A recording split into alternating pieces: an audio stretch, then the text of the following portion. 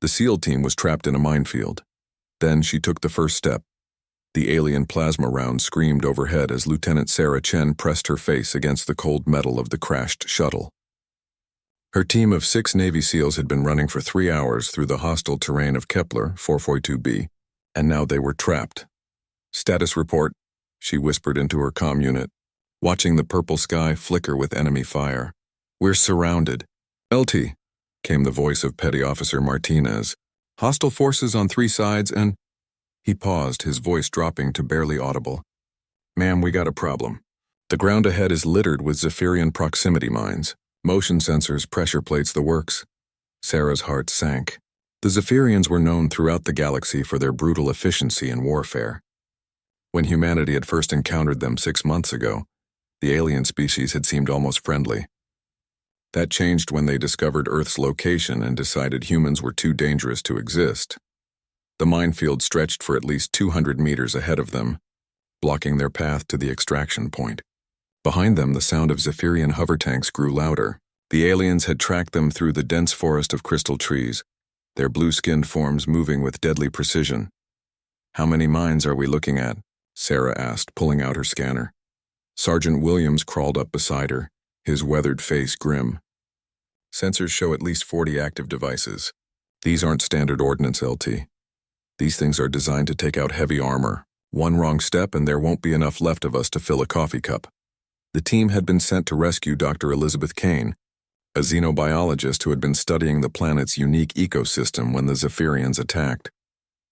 They had found her research station destroyed, but Kane was alive, hiding in an underground bunker with critical data about Zephyrian weaknesses. Dr. Kane huddled behind a fallen crystal formation, her scientific equipment clutched to her chest. The middle-aged woman had never seen combat before, and her hands shook as she tried to operate her data tablet. "The information I gathered could save Earth," she whispered. "The Zephyrians have a weakness in their armor plating, but we need to get this data to command." Sarah studied the minefield through her scope.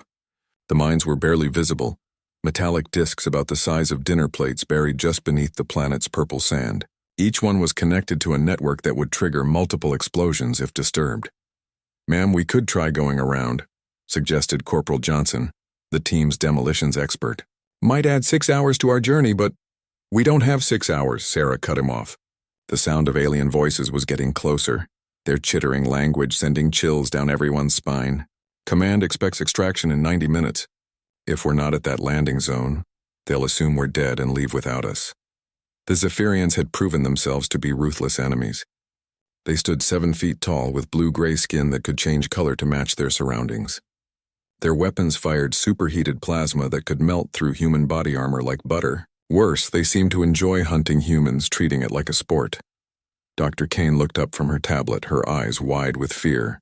"There has to be another way. My research shows that Zephyrian mines are designed with specific frequency patterns. Maybe we could—" A plasma bolt struck the crystal formation above them, sending sharp fragments raining down. The enemy was getting closer. "No time for fancy solutions, Doc," Sarah said. She had been in situations like this before, but never with civilians to protect and never with stakes this high. The data Dr. Kane carried could turn the tide of the war against the Zephyrians. The team's medic, Petty Officer Rodriguez, was treating a wounded team member who had taken shrapnel in the leg during their escape from the research station. "Jackson's in bad shape, LT. He needs real medical attention, not field patches." Sarah weighed their options. The Zephyrians would be on them in minutes. The minefield was their only escape route, but it seemed like certain death. Behind them lay capture, torture, and execution. Ahead lay the possibility of survival, but at a terrible cost.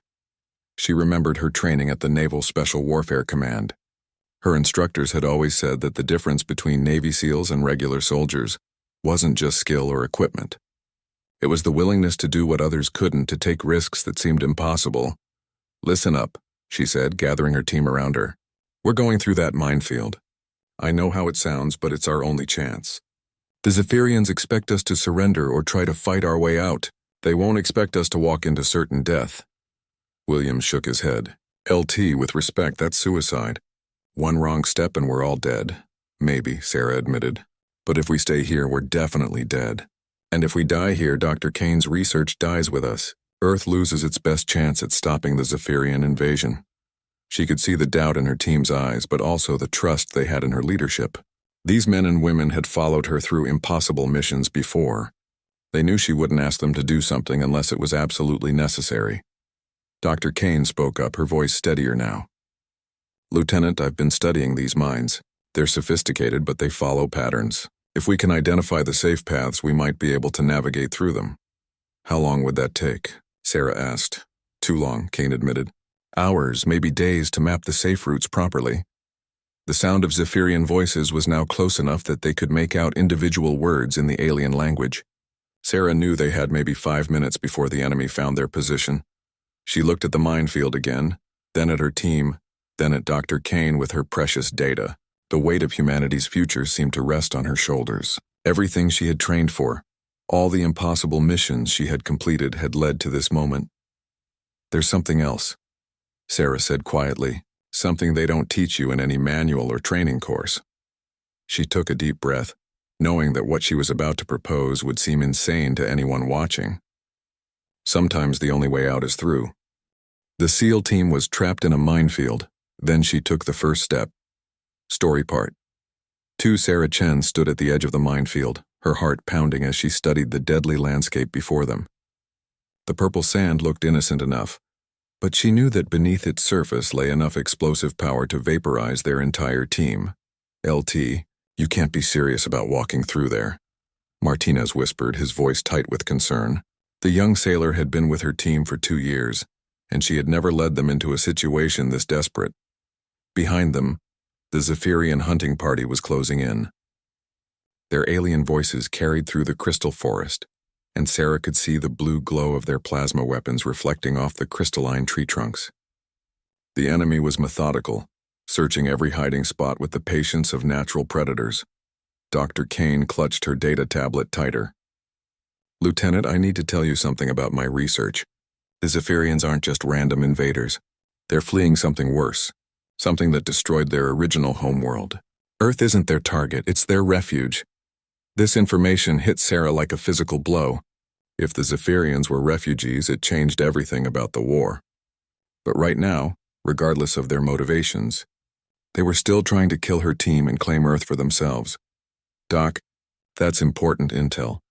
But we need to focus on surviving the next hour," Sarah said. She knelt down and carefully removed her helmet, setting it on the ground. "I'm going to do something that goes against every piece of training I've ever received." Sergeant Williams grabbed her arm. "Ma'am, whatever you're thinking, don't. We've all got families back home. We can find another way." Sarah looked at each member of her team. Rodriguez was still working on Jackson's wound, but the injured SEAL was conscious and alert. Johnson had his demo kit ready, though conventional explosives would be useless against the sophisticated Zephyrian mines. Martinez kept watch on their rear, his rifle trained on the approach routes. "Here's what we're going to do," Sarah said, her voice calm despite the impossible situation. "The mines are designed to detonate based on pressure, heat, and movement patterns. But they're alien technology designed to stop alien threats. They might not be calibrated for human physiology." Dr. Kane's eyes widened with understanding. "You're thinking that our lower body mass and different heat signatures might not trigger them?" "It's a theory," Sarah admitted. "A dangerous one. But think about it. The Zephyrians weigh twice what we do, and their body temperature runs 20 degrees hotter than ours. These mines might have minimum thresholds we can stay under." Williams shook his head. "That's a hell of a gamble, LT." "Everything about this mission has been a gamble," Sarah replied. She began removing her heavy gear, keeping only her sidearm and communication equipment. "I'm going to test the theory.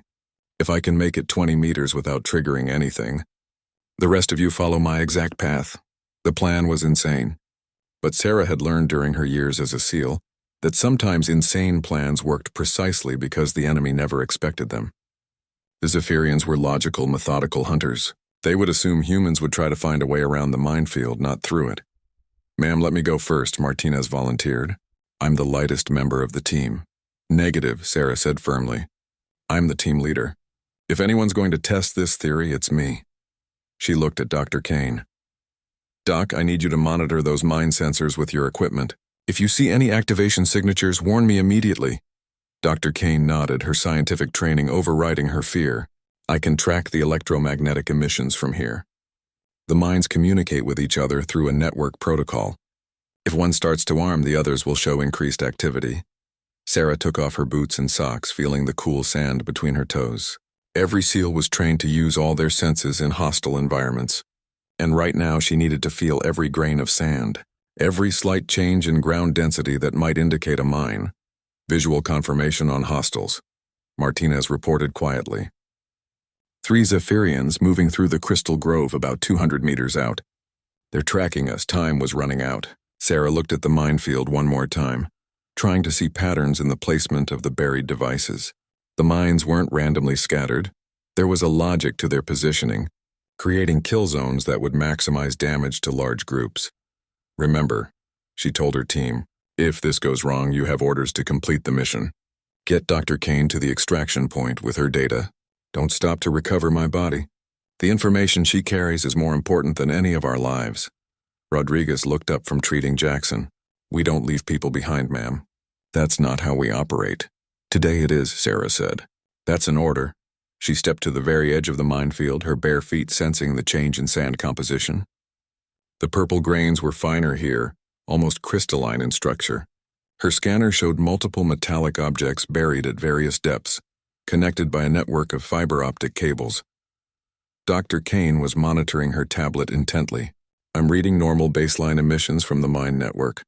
No activation protocols initiated. Sarah took her first step into the minefield.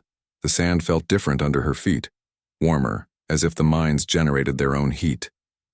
She moved with the slow, deliberate pace she had learned during underwater demolition training, where a single careless movement could be fatal. Emissions still baseline, Dr. Kane reported. Sarah took another step, then another. Each footfall was carefully placed, her weight distributed to minimize pressure on any single point. She could feel her heart beating in her throat, but her breathing remained controlled and steady. Behind her, the Zephyrian voices were getting closer. She could hear them communicating in their chittering language, probably coordinating their search pattern. The crystal trees offered good cover, but they also limited visibility and escape routes. 10 meters in, Sarah whispered into her comm. No reaction so far. The most dangerous part would be the middle of the field where the mine density was highest. Her scanner showed overlapping sensor fields that would be nearly impossible to avoid. But she had noticed something during her observation. The mines were positioned to create interlocking fields of fire against large targets. A single human might be able to thread the needle between them. Ma'am, thermal reading spike on hostile position, Martinez reported. They're definitely tracking us. Maybe 10 minutes before they reach our position. Sarah was now 15 meters into the minefield, farther than anyone had a right to survive. Each step felt like a small victory, but she knew the real test was still ahead. The center of the field, where the mines were most densely packed, loomed before her like a metal graveyard. Dr. Kane's voice crackled through the comm. Lieutenant, I'm seeing some low-level activity in the network. Not enough to trigger detonation, but the mines are definitely aware something is in the field. Sarah paused, sweat beading on her forehead despite the cool alien air. The mines knew she was there. They were watching, calculating, deciding whether she represented a threat worth destroying. The SEAL team was trapped in a minefield. Then she took the first step. Story part. 3 Sarah stood frozen in the middle of the minefield, feeling the electronic eyes of dozens of minds watching her every movement. Dr. Kane's voice in her earpiece confirmed her worst fears. The alien devices were aware of her presence, even if they hadn't decided to kill her yet. Network activity is increasing, Dr. Kane whispered. The mines are communicating with each other, sharing data about your position and movement patterns. 20 meters behind her, Sarah could see her team waiting at the edge of the field. Their faces showed the strain of watching their leader walk through what should have been certain death. Martinez kept glancing back toward the approaching Zephyrian hunting party, while Williams had his rifle ready to provide covering fire if needed.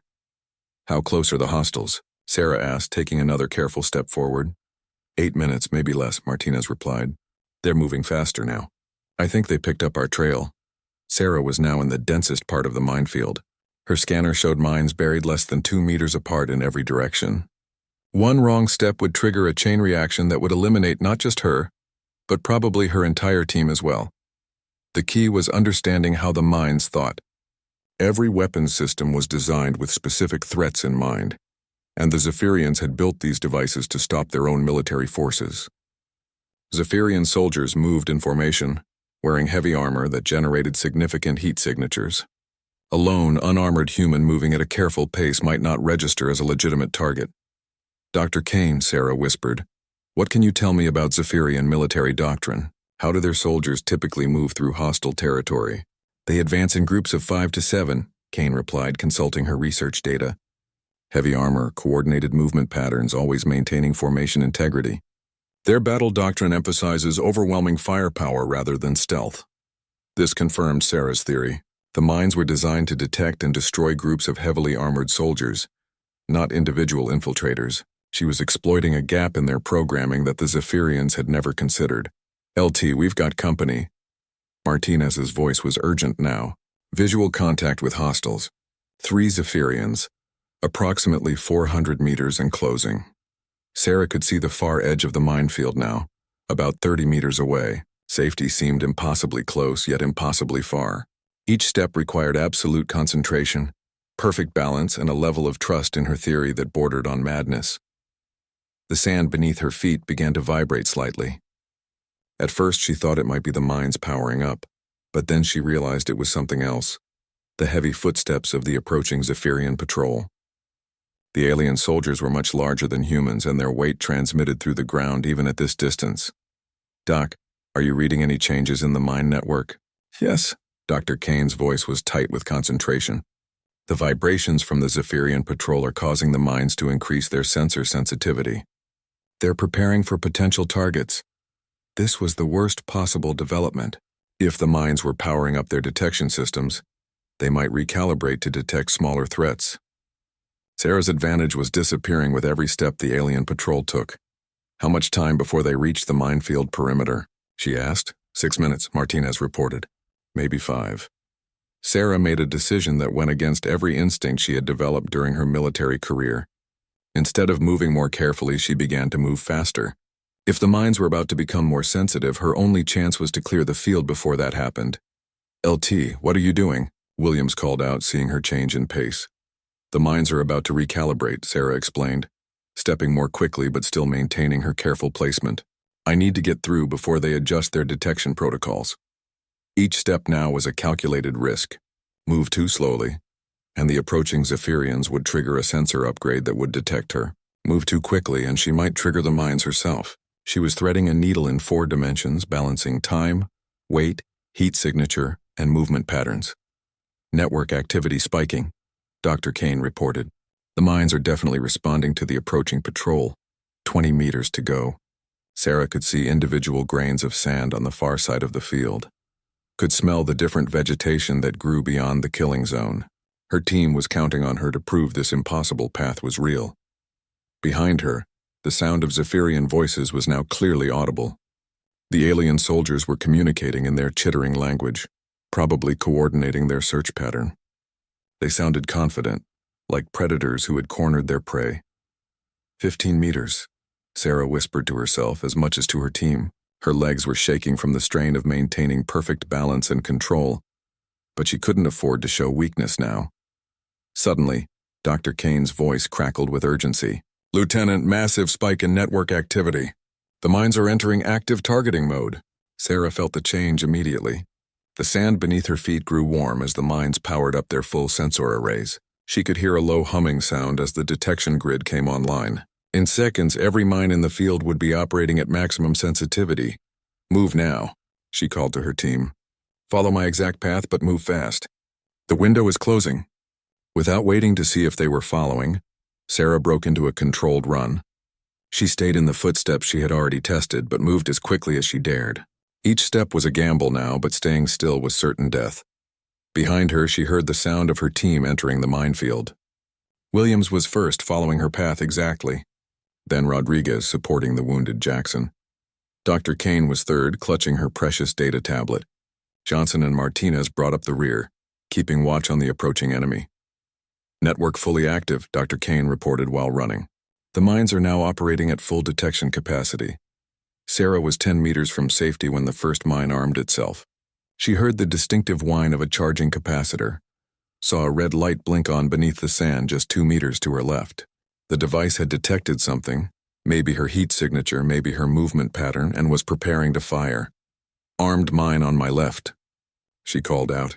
"Stay right of my path." The Zephyrian voices were now very close. Sarah could hear them arguing about something, probably trying to decide whether to follow the human tracks into the minefield or wait for them to emerge. 5 meters to go. Sarah could see the exact spot where she would step out of the killing zone, could see the normal vegetation that marked the boundary of safe ground. Her team was strung out behind her in single file, each person following exactly in her footsteps. 3 meters. 2 meters. 1 meter. Sarah stepped out of the minefield and immediately turned to help the next person. Williams emerged seconds later, followed by Rodriguez and the wounded Jackson. Dr. Kane was next. Her face pale but determined. Johnson and Martinez were still in the field when the Zephyrian patrol reached the perimeter. The alien soldiers stood at the edge of the minefield, their blue-gray skin rippling with frustration. They could see the human tracks leading into the deadly zone, but they couldn't understand how anyone could have survived the crossing. One of the Zephyrians raised his plasma rifle and fired into the minefield, not at any specific target but apparently out of anger. The superheated bolt struck one of the mines, and the entire field erupted in a chain reaction of explosions that lit up the alien sky like a second sun. The SEAL team was trapped in a minefield. Then she took the first step. Story Part 4. The explosion behind them lit up the alien sky like a miniature star going supernova. Johnson and Martinez dove the final few meters as the shockwave from 40 detonating mines rolled over them. The blast was so intense that the crystalline trees in the area shattered like glass, sending rainbow fragments spinning through the air. Sarah pulled both men to safety as chunks of superheated metal rained down around them. The entire minefield was now a smoking crater, and the 3 Zephyrian soldiers who had been standing at its edge had simply vanished. "Sound off," Sarah called out as the ringing in her ears subsided. "Williams, good to go. Rodriguez here, Jackson stable. Johnson, all parts attached. Martinez, ready for action." Dr. Kane was on her knees, checking her data tablet for damage. "The blast knocked out some of my equipment, but the core data is intact," she reported. "We still have the intelligence about Zephyrian weaknesses." Sarah looked back at the crater that had almost been their grave. The explosion had been visible for miles, which meant every Zephyrian force on the planet now knew their approximate location. Their window for extraction was shrinking rapidly. "How far to the landing zone?" she asked, consulting her GPS unit. 12 kilometers through rough terrain," Williams replied. "But LT, after that light show, they're going to have every patrol on the planet converging on this area." The team began moving immediately, helping the wounded Jackson keep pace. The landscape of Kepler 442b was unlike anything on Earth. Purple sand gave way to areas of crystalline rock formations that reflected light in strange patterns. The vegetation was sparse but alien, with trees that looked like they were made of colored glass. Dr. Kane struggled to keep up with the military pace, but she was tougher than she looked. "Lieutenant, there's something else you need to know about my research. The Zephyrians aren't just fleeing their homeworld, they're fleeing something they created." "What do you mean?" Sarah asked as they jogged through a valley between crystal formations. Their original planet was destroyed by an artificial intelligence they developed for warfare. The AI turned against them and they barely escaped with a fraction of their population. That's why they're so aggressive toward other species. They're terrified that every technological civilization will eventually create the same kind of weapon. This information changed everything. Sarah thought she knew about the war. If the Zephyrians were motivated by fear rather than conquest, it might be possible to find a peaceful solution. But first, they had to survive long enough to get this intelligence back to Earth. "Incoming!" Martinez shouted from his position as rear guard. 3 Zephyrian aircraft appeared over the ridge behind them, sleek vehicles that moved without any visible means of propulsion. They were clearly searchcraft scanning the terrain with powerful sensors. "Cover," Sarah ordered. The team dove behind a cluster of crystal formations as energy beams swept the area. The Zephyrian sensors were incredibly sophisticated, but the crystal structures seemed to interfere with their readings, creating false echoes and sensor shadows. "They're going to find us eventually," Johnson whispered. These rocks won't hide us for long. Sarah studied the enemy aircraft through her scope. They were maintaining a search pattern, working methodically through the area. Standard operating procedure would be to call for ground support once they located the humans. Dr. Kane, Sarah said quietly, you mentioned that the Zephyrians have a weakness in their armor plating. Can you be more specific? Kane pulled up data on her tablet despite the danger of their situation. Their battle armor has an electromagnetic vulnerability, the same frequency that their destroyed AI used against them. If we could generate that specific electromagnetic pulse, it would disable their equipment. What kind of equipment would we need? Johnson asked.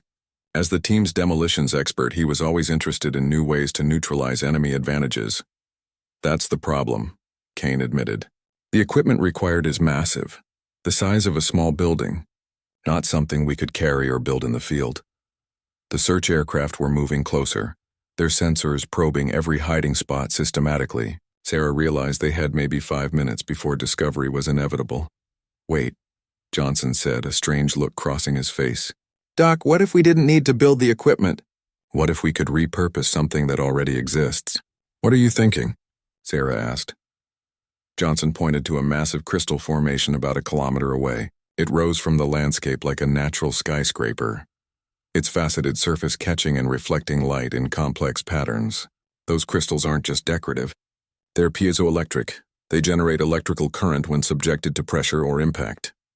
Dr. Kane's eyes widened with understanding. If we could create the right kind of resonance in a formation that large, it might generate the electromagnetic frequency we need. How would we do that? Sarah asked, though she suspected she wasn't going to like the answer.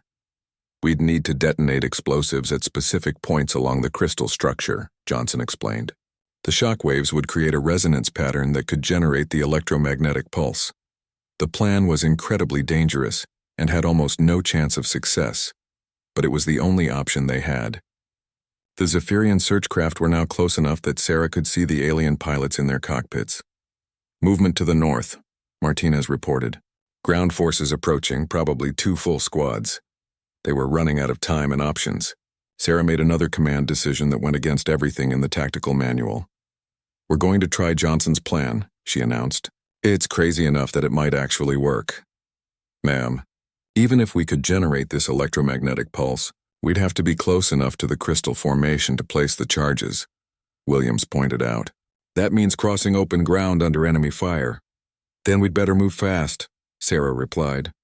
She looked at her team, tired, outnumbered, carrying a wounded man and a civilian facing impossible odds. But they were Navy SEALs and they had never backed down from a mission yet. Dr. Kane, how precise do these explosive placements need to be? Kane consulted her data. Very precise. We'd need charges placed at specific mathematical points along the crystal structure to create the right resonance pattern. Even a small error could cause the whole thing to shatter instead of generating the pulse we need. Johnson was already calculating distances and angles.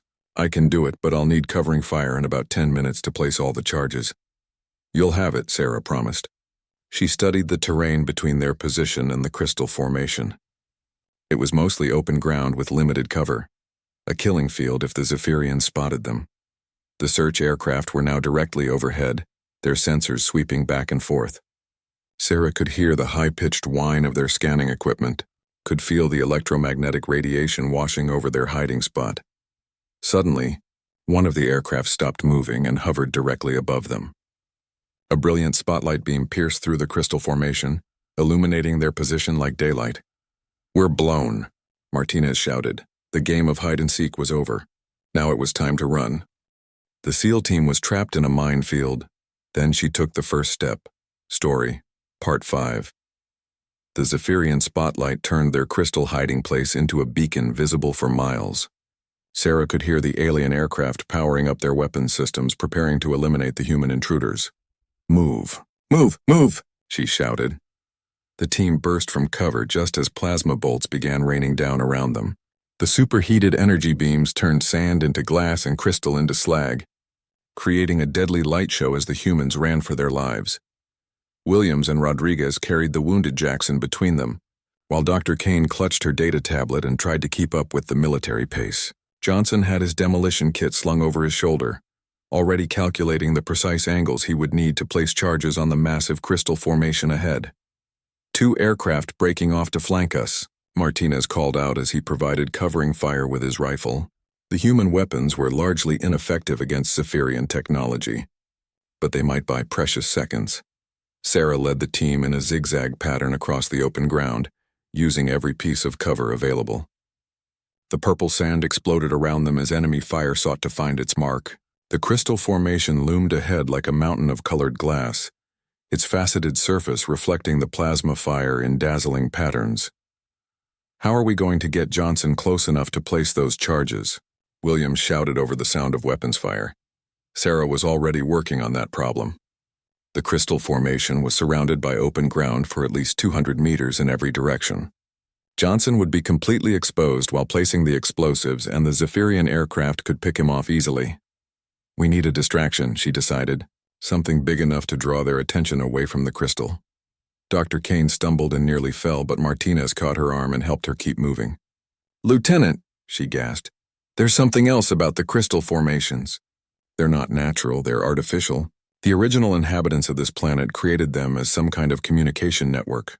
"What does that mean for us?" Sarah asked, diving behind a small ridge as plasma fire scorched the air above them. "It means they might still be active," Kane replied.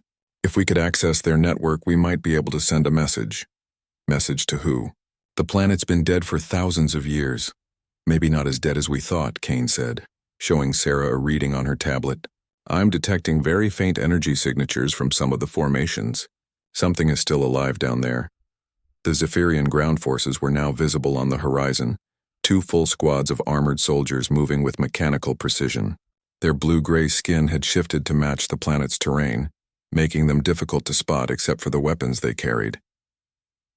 Sarah made a command decision that surprised even herself. "Johnson, change of plans. We're not just going to blow up that crystal formation. We're going to try to activate it first." "Ma'am, I'm not sure I understand," Johnson replied, adjusting his equipment as they ran. "Dr. Kane thinks the crystals might be part of an active communication network. If we can activate it before we destroy it, we might be able to send a message to whatever's listening." "What kind of message?" Kane asked. "A warning," Sarah said grimly, "about the artificial intelligence that destroyed the Zephyrian homeworld." They reached the base of the crystal formation as the first Zephyrian aircraft completed its flanking maneuver. The structure was even more impressive up close, easily 300 meters tall with a complex geometric pattern that seemed to shift and change as they looked at it. "Covering positions," Sarah ordered. "Johnson, you've got 10 minutes to work your magic. Kane, help him figure out how to activate this thing before he blows it up." The team spread out around the base of the crystal, using the smaller formations as cover. The Zephyrian aircraft were circling like vultures, apparently reluctant to fire directly at the crystal structure.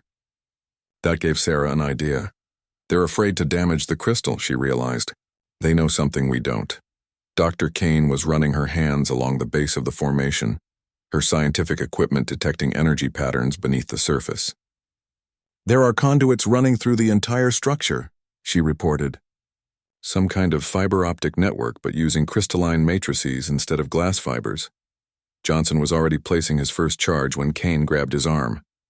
"Wait, if we can tap into the network first, we might be able to access whatever database still exists here." "How long would that take?" Sarah asked, watching the Zephyrian ground forces closing in. They were now less than a kilometer away, moving in perfect formation across the alien landscape. "Minutes," Kane said. "Maybe less. I just need to find the right access point." Sarah weighed their options. Every second they delayed brought the enemy closer, but the possibility of accessing an ancient alien database was too valuable to ignore. The information they might find could be worth more than their lives. "Do it," she decided, "but be fast about it." Kane pulled out a modified scanner and began searching for the optimal connection point. Meanwhile, Johnson continued placing charges at the calculated positions, ready to trigger them the moment Kane finished her work. "Contact front," Williams called out. The first Zephyrian soldiers had reached the perimeter of the crystal field and were advancing carefully through the smaller formations. Sarah realized that the aliens were treating this place like a sacred site. They moved with reverence rather than aggression, as if they were in a temple rather than a battlefield. This confirmed her suspicion that the crystals held significance beyond their strategic value. Kane, whatever you're going to do it now. Dr. Kane found what she was looking for, a section of crystal that pulsed with inner light when she touched it with her scanner. I'm getting a response, she said excitedly. The network is still active. Suddenly, the entire crystal formation began to glow with soft, multicolored light. The patterns shifted and swirled like aurora in the alien sky, and Sarah felt a strange vibration through the ground beneath her feet. What did you do? Johnson asked, momentarily pausing in his demolition work. I woke something up, Kane whispered in awe. The Zephyrian soldiers stopped their advance entirely. Sarah could see them through her scope, their weapons lowered, staring up at the activated crystal formation with what looked like fear. Even the aircraft had pulled back to a safe distance. Then the voices began. They came from everywhere and nowhere, speaking in languages that had been dead for millennia. The crystal formation was transmitting, broadcasting messages across space and time. Sarah couldn't understand the words, but the emotion behind them was universal. Warnings, please. Desperate attempts to communicate across the void. My God. Dr. Kane breathed. It's a memorial, a warning beacon left by the original inhabitants of this world. The messages continued, growing stronger as more of the crystal network came online. Sarah began to understand that they weren't just random transmissions. They were specifically designed to warn other civilizations about the dangers of artificial intelligence. The species that built this place, Kane explained rapidly. They encountered the same AI that destroyed the Zephyrian homeworld. They built this network to warn others, to pass on the knowledge of how to fight it. Can you access their database? Sarah asked. I'm trying, but the interface is incredibly complex. These beings thought in mathematical concepts that we can barely comprehend. The Zephyrian forces were now in full retreat, apparently terrified by the activated memorial. But Sarah knew they would regroup and return with heavier weapons. The clock was still ticking. Johnson, how much longer for the charges? 3 more minutes, he replied. But LT, if this thing is really a memorial to the dead, are we sure we want to destroy it? Sarah looked up at the beautiful, terrifying display of light and sound that surrounded them.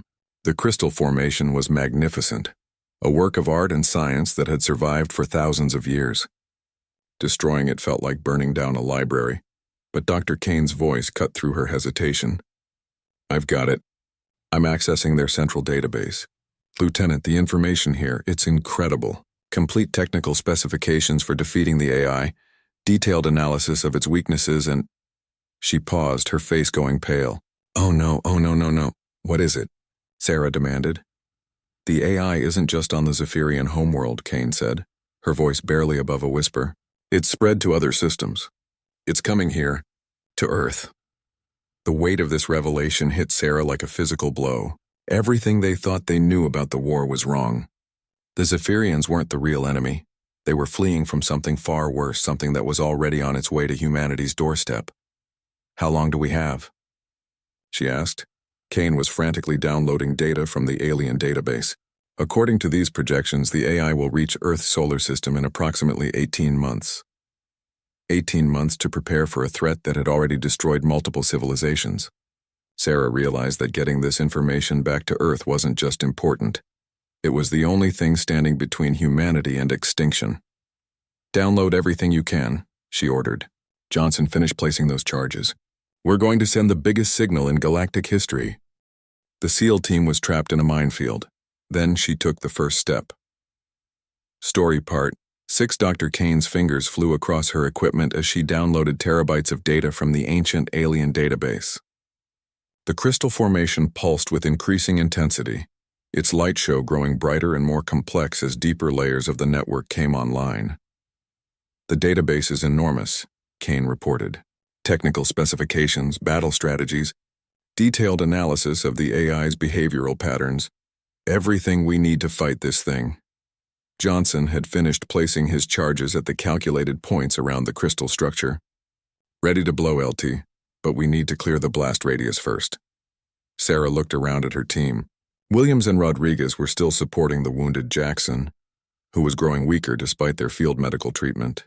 Martinez continued to monitor the retreating Zephyrian forces, who had pulled back but not disappeared entirely. How much more time do you need? Sarah asked Kane. The download is at 60%. Maybe 5 more minutes for everything. We don't have 5 minutes, Sarah replied, watching the Zephyrian aircraft regrouping in the distance. They're bringing in reinforcements. As if to confirm her assessment, a new sound filled the alien sky, the deep thrumming of heavy aircraft engines. Over the horizon came 3 massive Zephyrian assault ships, each one the size of a human destroyer. Their dark hulls bristled with weapons, and Sarah knew that nothing her team carried could even scratch their armor. New plan, she announced. Kane, grab whatever data you can in the next 60 seconds. Johnson, prepare for immediate detonation. Everyone else, get ready to run. But as Kane worked frantically to copy the alien files, something unexpected happened. The crystal formation began transmitting a new signal, different from the memorial broadcasts they had heard before. This one was directed, focused, and incredibly powerful. Lieutenant, Kane said, looking up from her equipment with amazement. The network isn't just downloading to my tablet. It's uploading something to Earth. What do you mean? The crystal formation has enough power to send a faster-than-light transmission across interstellar space. It's broadcasting everything in its database directly to Earth's communication satellites. This changed everything. If the alien knowledge was already being transmitted to Earth, their mission had suddenly become more important than just survival. They needed to buy time for the transmission to complete. How long for a complete upload? Sarah asked. 20 minutes, Kane replied. Maybe 15 if I can optimize the data compression. Sarah looked at the approaching Zephyrian assault ships and made a calculation that would have been impossible for anyone, except a Navy SEAL. 20 minutes against overwhelming odds, protecting a transmission that could save humanity. We hold here, she decided. Johnson, wire those explosives for remote detonation. We're going to use them as a last resort. Ma'am, those assault ships will turn us into vapor, Williams protested. Not if we're smart about it, Sarah replied. She studied the crystal formation and the terrain around it, looking for every possible advantage. The Zephyrians are still afraid to damage this place directly. That gives us leverage. The first assault ship was now close enough that Sarah could see the alien weapons training on their position, but instead of firing, the ship hovered at a respectful distance, apparently waiting for orders. Then, to everyone's surprise, a new voice came over their communication system. It was speaking English with the distinctive accent of a universal translator. Human soldiers, the voice said, you have activated something that should have remained dormant. Withdraw immediately and you will be allowed to live. Sarah keyed her comm unit. This is Lieutenant Sarah Chen, United States Navy. We're not going anywhere until our mission is complete. You do not understand what you have awakened, the Zephyrian voice replied. The memorial network was sealed for good reason. By activating it, you have sent a signal that will be detected by the destroyer. The destroyer? Sarah asked. Dr. Kane looked up from her work, her face pale. That's what they call the AI, she whispered. According to the database, the memorial networks were shut down because the AI could track their transmissions back to their source. The full implications of their situation suddenly became clear. By activating the crystal formation, they hadn't just gained access to valuable intelligence. They had also revealed Earth's location to humanity's greatest enemy. Transmission progress? Sarah asked tersely. 80% complete, Kane replied. But Lieutenant, if the AI can track this signal back to Earth, then we need to make sure Earth is ready for what's coming, Sarah finished. Keep that transmission going. The lead Zephyrian assault ship moved closer, its weapons still trained on the crystal formation but not firing. The alien commander spoke again. Human leader, I am Commander Zeth of the Zephyrian Exodus Fleet. We have been fighting the destroyer for 3 of your years. Your species is not our enemy. We are all threatened by the same force. This was the opening Sarah had been hoping for. Then help us complete this transmission. The data in this network could save both our species. The network must be destroyed, Commander Zeth replied. It is too dangerous to leave active. The destroyer will use its signal to locate this system, and then both Earth and our refugee fleet will be eliminated. Sarah realized they were facing an impossible choice. Complete the transmission and give Earth the knowledge it needed to fight the AI, but also reveal humanity's location to their greatest enemy, or destroy the network and keep Earth hidden, but leave them defenseless when the AI eventually found them anyway. Kane, what does the database say about the AI's expansion pattern? Kane consulted her readings. It's systematic, thorough. It doesn't just conquer, it completely sterilizes entire systems. No biological life is left alive. Based on its current trajectory, it will reach this galaxy within 10 years, with or without our transmission. The choice became clear. Earth would face the AI eventually regardless of what they did here. The only question was whether humanity would be prepared for that encounter. We continue the transmission, Sarah decided. Johnson, if those assault ships move to attack the crystal formation, detonate the charges. We'll bring the whole structure down on top of them. Ma'am, that will kill us too, Johnson pointed out. Maybe, Sarah agreed, but it will also complete the electromagnetic pulse we originally planned. Every Zephyrian ship in the area will be disabled. Commander Zeth's voice came over the comm again, this time with what sounded like resignation. Human leader, your species is as stubborn as the database record suggested. Very well. We will provide cover while you complete your transmission, but when it is finished, the network must be destroyed. Agreed, Sarah replied, surprised by this unexpected alliance. The Zephyrian assault ships moved into defensive positions around the crystal formation, their weapons now pointing outward instead of inward. Sarah realized that other forces were approaching, ships that belonged to neither humanity nor the Zephyrian refugees. Kane, please tell me the transmission is almost complete. 95%, Kane replied. Just a few more minutes. In the distance, Sarah could see new contacts appearing on the horizon. These ships were different, sleek, silver, and moving with a precision that seemed almost mechanical. They flew in perfect formation, with no variation in speed or altitude. Commander Zeth, Sarah called over the comm. Are those your ships? Negative, came the grim reply. Those are destroyer scout vessels. The network activation has been detected. The enemy has found us. The SEAL team was trapped in a minefield. Then she took the first step. Story Part 7. The silver ships moved across the alien sky with terrifying precision. Their formation so perfect it seemed inhuman. Because it was inhuman, these were vessels controlled by the artificial intelligence that had already destroyed multiple civilizations, and now it had found them. Transmission at 98%, Dr. Kane reported, her voice tight with concentration. Almost there. Sarah watched as the Zephyrian assault ships moved to intercept the approaching AI scouts. The first exchange of weapons fire lit up the sky like deadly fireworks. Zephyrian plasma met something that looked like solid light, energy beams so intense they seemed to bend space around them. Johnson, stand by on those charges, Sarah ordered. If this goes badly, we may need to bring down the whole network to prevent it from falling into AI hands. The wounded Jackson spoke up for the first time in hours, his voice weak but determined. LT, if that thing gets the network data, it'll know everything about human technology too, won't it? Sarah realized he was right. The crystal formation wasn't just transmitting ancient alien knowledge to Earth. It was also scanning and recording everything about human technology that it encountered. If the AI captured the network, it would gain detailed intelligence about humanity's capabilities and weaknesses. Kane, can you wipe the network after the transmission completes? I think so, Kane replied, frantically working at her equipment. But I'd need at least 5 minutes to initiate a complete data purge. In the sky above them, the battle was intensifying. The Zephyrian ships were holding their own, but Sarah could see that they were outmatched. The AI scouts moved with perfect coordination, never wasting energy or ammunition, never making tactical errors. Transmission complete, Kane announced. Earth now has everything.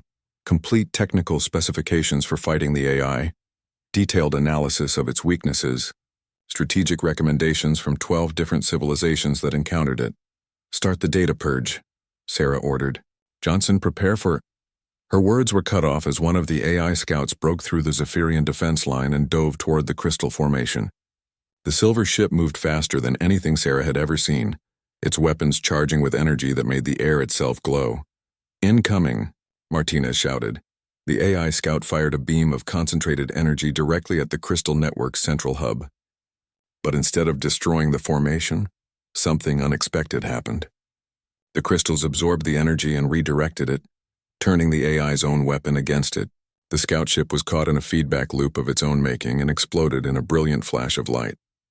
The network has defensive capabilities, Kane said in amazement. The original builders designed it to fight back against AI attacks. Commander Zeth's voice crackled over the comm.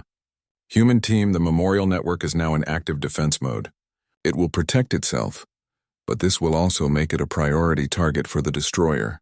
You must evacuate immediately. Sarah looked around at her team. Jackson was barely conscious, supported by Rodriguez and Williams. Kane was still working on the data purge, her equipment smoking from the energy feedback. Johnson had his finger on the detonator, ready to destroy everything if necessary. How long for the data purge? Sarah asked. 3 minutes, Kane replied. But Lieutenant, I'm seeing something else in the network. There's a secondary system, a backup that automatically activates when the primary network is threatened. What kind of backup? Kane's eyes widened as she read the data streaming across her screen. It's a replication protocol. When threatened with destruction, the network begins transmitting copies of itself to other systems. Not just the data, the entire network infrastructure. Sarah realized the implications immediately.